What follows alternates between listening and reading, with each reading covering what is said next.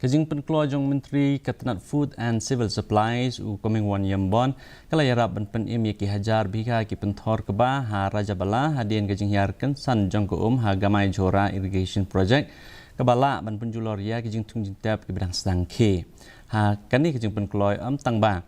ka pelat ya kajing ha ka rep karyang rei kala airu ya kajing pentingan ya ki spa ngot kinong rep ki basngokya ha ka than Marmar UMLA Raja Bala Dr. Mizanur Rahman KHASI ulalaj bani kendo yang Menteri Ketenat Water Resources u Koming Wan Yambon bat ki head officer Ketenat da keba panji rap kerke. And then immediately I called up Honorable Minister of Water Resources and Chief Engineer Water Resources, and with their help,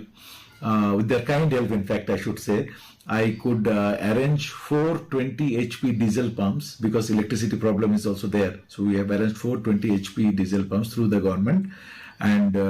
immediately we have restored the water condition there. We are pulling water from down to the canal. Now, all these paddy fields are saved, and I really thank to the government, especially the Honorable Minister in charge, who has been very supportive in helping me in this. And now the issue is resolved, and now